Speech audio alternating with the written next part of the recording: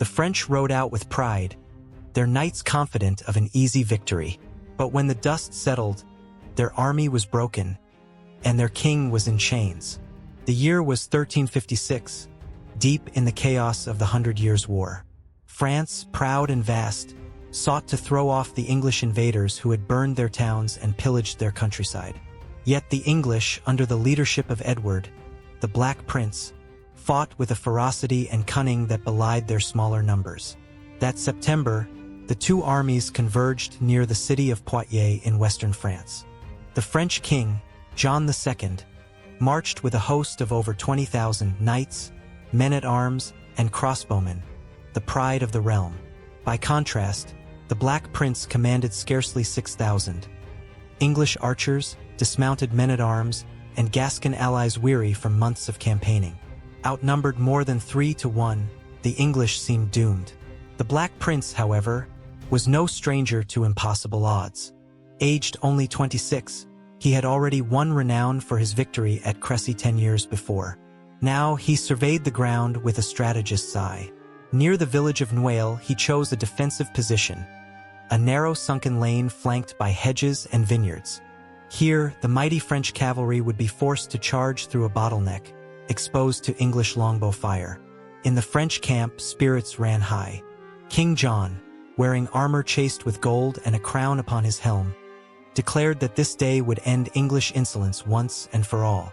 His knights boasted of ransom and glory, confident they would trample the weary invaders into the dust. The sheer weight of French numbers seemed unanswerable. But the English camp was quiet. By torchlight, the Black Prince walked among his men, speaking calmly. "We are few, but we are united. Remember Crécy. Remember how the proud fell before your bows and blades. Stand with me tomorrow, and we shall show France that courage can humble crowns." His words lit sparks in weary hearts. Dawn approached, and with it the clash that would shake the fate of kingdoms. At Poitiers, the flower of French chivalry was about to meet the steel and arrows of England. The morning of September 19th, 1356, dawned clear and cool over the rolling fields outside Poitiers. Dew clung to the vineyards, and a thin mist curled above the hedgerows. The French army, vast and splendid, stretched across the plain like a sea of steel. Trumpets blared, banners of lilies snapped in the breeze, and knights in gleaming armor mounted their destriers, confident of an easy triumph. King John II himself rode among them, his crown gleaming atop his helmet, his words full of certainty. "This day we drive the English into the earth. Their longbows will not save them. Their courage will not protect them. France shall be free of their scourge." His words brought cheers from his men. The sheer mass of their army, advancing with drums and horns, felt unstoppable. Meanwhile, the English army crouched in silence among the hedges and the narrow sunken lane of Noailles. Edward, the Black Prince, had chosen his ground well. His longbowmen lined the flanks, their stakes hammered into the earth to break cavalry charges. His men-at-arms, dismounted from their horses, stood shield to shield in the lane, their armor plain and functional, lacking the gilded splendor of their foes. The Gascons, hardy and grim, filled the gaps, gripping spears and swords with white knuckles. From his vantage, the Black Prince watched the French array approach. He could hear their songs and shouts, the thunder of hooves, the glint of polished mail. He turned to his captains and spoke evenly. "Let them come. They outnumber us, aye, but they will choke upon this ground. Hold firm. Loose no arrow until you see the whites of their eyes. And remember, France falls to the patient hand, not the rash." The English waited, hearts pounding. They knew they were few, but each man understood the stakes. Survival or ruin, freedom or chains. The memory of Crécy stirred in them, how the mighty French had fallen before English arrows. As the sun climbed, the French lines swelled closer, the earth trembling under their weight. The trap was set, and soon the narrow lane would become a furnace of steel, blood, and broken pride.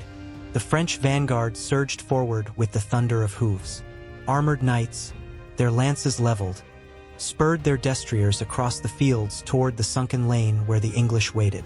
Sunlight flashed from gilded helms and polished shields as the flower of French chivalry bore down with all the pride of their nation. From behind the hedgerows, the Black Prince raised his gauntlet. The air tensed, then his hand dropped. A hiss filled the sky. Thousands of longbow strings snapped forward, and a storm of arrows darkened the air. The shafts fell like rain upon the charging cavalry. Horses screamed and toppled, pierced through mail and flesh. Riders were flung to the ground, some crushed beneath their own mounts, others staggering to rise only to be cut down by a second volley. Still, the French pressed on, forcing their way into the bottleneck of the lane. But here the English had prepared death itself. Sharpened stakes jutted from the earth, angled outward. Horses impaled themselves, riders tumbling helplessly into the mud where English and Gascon footmen closed in with axes and swords.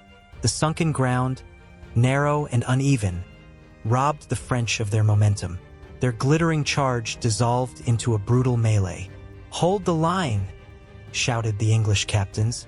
Shields locked, spears thrust upward, and the dismounted men-at-arms fought shoulder to shoulder, disciplined and unyielding. The French knights, designed for sweeping charges, found themselves trapped like boars in a pit. Another flight of arrows rained down, merciless. The hedges funneled the cavalry into tighter clusters, making them easy prey. Blood soaked the earth, mixing with churned mud and trampled vines. The proud advance that had begun with trumpets and banners ended in chaos and slaughter. Watching from the rear, King John frowned. His vanguard had been shattered more swiftly than he expected. But his pride would not allow retreat. He signaled for the 2nd Division to advance. The Battle of Poitiers had only begun, but already the arrogance of France was bleeding into the soil. The first wave of French cavalry lay broken in the mud, their banners trampled, their golden armor dulled with blood. Yet King John would not yield.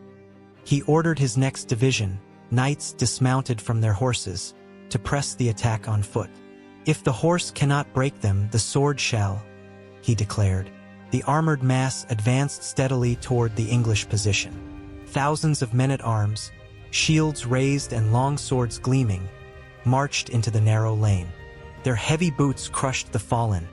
Their cries of "Montjoy! St. Denis!" rose defiantly. This time, the longbows were less devastating. The French shields absorbed much of the arrow storm, and the distance quickly closed. Soon, the narrow passage erupted into brutal hand-to-hand combat. English and Gascon men-at-arms met the charge with grim determination. Steel clanged on steel, axes smashed into helms, and the screams of the dying echoed between the hedges. The confined ground turned the fight into chaos. Men grappled, pushed, and stabbed at arm's length, the air thick with sweat and blood. At one point, a group of French knights forced their way into the English line, breaking through with sheer weight of numbers. But the Black Prince himself rushed to the breach, leading his household guard with cries of "St. George for England." Their counterattack drove the French back, and the gap was sealed with bodies. Morale strained under the weight of the assault. English soldiers fought with desperation, knowing retreat meant annihilation. The Gascons shouted defiance in their own tongue, rallying around their banners. The hedgerows echoed with curses, prayers, and the clash of swords. Slowly, the French momentum faltered. Their armor weighed heavy, the press of bodies left no room to swing blades freely, and arrows still rained from above whenever gaps opened in their shields. Exhaustion spread, and their cries of valor turned to ragged gasps. When the 2nd Division finally fell back, the ground was littered with corpses, shields splintered, and swords bent. The English, bloodied but unbroken, still held the sunken lane. Watching from a distance, King John's face darkened. His pride had led him into a trap, but he would not retreat. He summoned his son, the young Philip, and prepared to lead the final assault himself. The battlefield outside Poitiers was a charnel house. 2 French divisions had been hurled against the English and broken. Thousands lay dead or wounded among the vineyards and hedgerows, yet still the lilies of France flew proudly in the wind. King John II, his crown gleaming upon his helmet, refused to concede. Summoning his household knights and the reserve of his army, he mounted a warhorse clad in mail and raised his sword high. "France shall not bow," he roared. "With me, my sons, with me to victory." At his side rode Philip, his youngest boy, barely 14 yet armored like a prince of war. The royal oriflamme banner was unfurled, its crimson silk blazing in the sun, a sign that no quarter would be given. The sight rekindled the courage of the weary French host. Trumpets blared, drums thundered, and with their king at the front, the third wave advanced. Unlike the earlier charges, this force moved with grim resolve, knights dismounting to fight shoulder to shoulder, determined to break the English through sheer endurance. Again the arrows flew, but the French raised thick shields above their heads, advancing like a moving wall. Step by step they closed the distance, until once more the lane erupted in ferocious melee. This time the pressure was greater than ever. The English lines bent beneath the weight of thousands. Spears snapped, shields split, and men fell screaming beneath the press. For a moment, it seemed the French tide would finally sweep the defenders away. The Black Prince, fighting in the thickest of the fray, rallied his men. His voice, hoarse but unyielding, cut through the din. "Stand fast! For England! For St. George!" Around him, his household knights fought like lions, hacking down any who reached the prince. King John, towering above his men, swung his sword with deadly precision. He carved a path forward, his golden crown shining amid the clash. "France! France with me!" he bellowed, and his knights followed, their blades hammering against English shields. The battle had reached its climax. Victory or ruin now hung on the courage of kings. The clash in the sunken lane raged with unbearable fury. French knights, led by their king, pressed forward step by step, their swords biting into English shields, their armor glinting with sweat and blood. For a moment, it seemed the weight of France would finally crush the weary defenders. The Black Prince, watching the chaos, understood the danger. His men were near breaking, their lines bowed inward under the French assault. Yet in his eyes burned a ruthless calculation. He turned to his captains. "Signal the retreat. Let them think we are broken." The horn sounded, and slowly, deliberately, the English front began to fall back. Men disengaged, stepping backward into the vineyards, lowering their weapons as though spent. To the French, locked in the fever of battle, it was the sign they had prayed for. "They run!" shouted French knights, their voices cracking with triumph. "Press them! Victory is ours!" The French surged forward in pursuit, abandoning discipline in their hunger for glory. The narrow lane emptied as armored men scrambled after the retreating English, their formation unraveling into eager, scattered clusters. The order of battle dissolved into chaos, and then the trap snapped shut. Hidden among the vineyards and behind the hedgerows, fresh English reserves, longbowmen and men-at-arms, leapt into action. Arrows rained down from the flanks, tearing into the overextended French. Trumpets blared, and the Black Prince wheeled his household knights into a sudden, ferocious countercharge. The French, caught in the open and disorganized, staggered in shock. Their momentum was gone, their lines shattered. English swords and spears drove into their exposed flanks, while arrows cut down those who tried to regroup.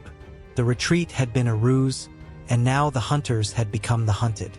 King John fought valiantly at the center, but his men fell all around him. The flower of French chivalry, who had marched so confidently that morning, now bled into the soil of Poitiers. The tide of battle had turned, and France was about to lose not only the fight, but her king. The French army, once a glittering tide of banners and steel, was now a scattered ruin. Arrows hissed through the smoke, English and Gascon blades hacked into broken ranks, and the proud knights of France lay trampled in mud and blood. Yet at the heart of the chaos, one figure still held firm: King John II. Surrounded by his household knights and his son Philip, the king refused to yield. They formed a circle of steel, shields locked and swords raised, their crimson oriflamme banner planted defiantly in the ground. "Stand with me," the king roared. "France does not fall while I yet breathe." Time and again, English men-at-arms surged against them. The circle bent but did not break. John swung his massive sword with unrelenting strength, cutting down foes who dared approach.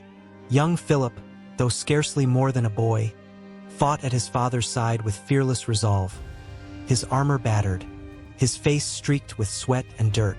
The Black Prince watched from horseback as wave after wave of English soldiers crashed upon the royal guard. He admired the king's courage, yet he knew the end was near. "Break them," he commanded. "Take the king alive if you can. But end this." The assault tightened. English knights dismounted, closing in with axes and maces designed to crush through plate. Arrows continued to fall, forcing the French to raise shields even as swords sought their lives. One by one, the defenders around John collapsed, their bodies forming a grim barricade.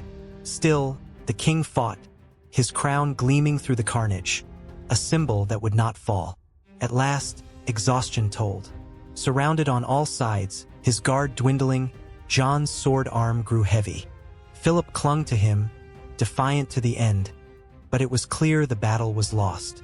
The circle of France had become an island in a sea of enemies, and as the English closed in, the fate of a king and a kingdom balanced on the edge of surrender. The circle around King John had shrunk to a handful of men. Corpses of knights and squires lay heaped at his feet, their blood soaking into the churned mud. His crimson banner, once a beacon for thousands, now sagged over a mound of the dead. Still, John fought on, swinging his sword in broad, punishing arcs, his breath ragged but his spirit unbroken. "Yield, sire!" cried one of his companions, clutching a mortal wound. "You cannot hold forever." But John shook his head, eyes blazing through the slit of his helm. A king does not yield while his people watch. The English pressed closer. Their axes rang against French shields, their maces thudded against battered armor. One by one, John's household knights were dragged down, smothered beneath the tide. Only his son Philip remained at his side, his young face pale with fear yet set with defiance. The boy clung to his father's arm, parrying blows with desperate energy. Finally, the Black Prince's men closed the circle. A group of English knights, recognizing the royal crest upon John's surcoat, surged forward with shouts. The King of France is here." They battered away his last defenders, striking at John himself. The king swung his sword, felling one attacker, but another seized his arm. Philip cried out, trying to shield his father, but he too was seized. Overwhelmed, John stumbled, forced to his knees beneath the press of bodies. "Yield, sire, yield!" An English knight shouted, his weapon raised but not struck. "You are our prisoner. Spare your son." For a long moment, John resisted, his chest heaving, his crown dented, his sword slipping from bloodied hands. At last, with a groan that was half fury, half exhaustion, he lowered his weapon. "I am the King of France," he declared, voice hoarse but proud. "I yield." The field erupted in cries as word spread. The French king was captured. Trumpets blared in triumph, and the banner of St. George rose over the shattered ground. Poitiers was no longer a battle. It was a catastrophe for France. As the sun dipped low on September 19th, the battlefield of Poitiers lay strewn with wreckage. Broken lances, shattered shields, and the bodies of thousands of knights carpeted the vineyards. The cries of the wounded carried on the wind, mingling with the caw of circling crows. Among the carnage, one fact rang louder than any trumpet. The King of France was a prisoner. The English rejoiced. Exhausted archers, their fingers raw from bowstrings, laughed and embraced one another. Gascon allies raised toasts with whatever wine they could find from the ruined countryside. The Black Prince himself, though bloodied and weary, carried himself with measured dignity. He ordered his men to treat King John with honor, declaring, "He has fought like a lion." A king deserves no less than respect. In France, however, the news struck like a thunderbolt. The kingdom was leaderless. Nobles quarreled over who should govern, towns feared invasion, and peasants despaired of ever seeing peace. The humiliation of Crécy 10 years before had been great, but this was unbearable. The lilies of France, once the proudest emblem in Europe, lay trampled in English mud. The ransom demanded was staggering. Negotiations began almost immediately, for the Black Prince knew that a captive king was worth more alive than dead. Chroniclers later claimed the English sought 3 million gold écus, enough to bankrupt kingdoms. The French treasury bled silver, taxes rose, and resentment simmered. Yet amidst the ruin, there was also a strange admiration. Tales of John's valor spread quickly. He had not fled as so many lords had. He had stood to the end, sword in hand, with his young son beside him. For the common folk, it was a bittersweet comfort. Their king had lost, but he had not dishonored France. For England, Poitiers was a triumph to rival Crécy. For France, it was a wound that would fester for years, deepening the chaos of the 100 Years' War. And for Europe, it was a reminder that crowns could fall as easily as helmets, and that on the fields of battle no man, king or commoner, was safe from fate. In the weeks following Poitiers, the roads of France echoed not with triumph but with mourning. The once proud host of knights was gone, broken in the vineyards and hedgerows. Castles bolted their gates, peasants hid their grain, and whispers spread like wildfire. The king is taken. King John II, bruised but unbowed, was escorted with dignity by the Black Prince's men. Wherever they passed, villagers gathered in silence, staring in disbelief. Some wept openly, others cursed the English, but most simply gazed at their king with a mix of sorrow and pride. He had fought and he had not fled. France had lost, but honor still clung to her crown. In Bordeaux, the Black Prince received his prisoner as though he were a guest. A great banquet was held, with John seated at the place of honor beside his captor. Chroniclers marveled that the prince himself waited upon the French king, declaring, "It is not defeat I honor, but valor." This courtesy won him admiration across Europe, and his name shone brighter than ever. Yet the glory of England was the despair of France. With their king in chains, the kingdom spiraled into crisis. Taxes to pay the ransom bled the people dry. Nobles quarreled, factions rose, and rebellion flared in Paris itself. The humiliation was complete. At Crécy, French pride had been wounded. At Poitiers, it was broken. The ransom treaty that followed, the Treaty of Bertigny, ceded vast lands to England and promised a fortune in gold. For a time, it seemed France might never rise again. But legends are born from ruin. To the English, Poitiers was proof of their mastery of war, the triumph of bow and discipline over knightly arrogance. To the French, it was a bitter scar, yet also a rallying cry for the generations that would follow. And to all of Europe, it was a reminder that crowns are fragile things. On that September day, amid the hedgerows of Poitiers, the flower of French chivalry was cut down, and a king was led away not in majesty, but in chains. The Black Prince's star blazed at its brightest. France bled, England triumphed, and the 100 Years' War raged on.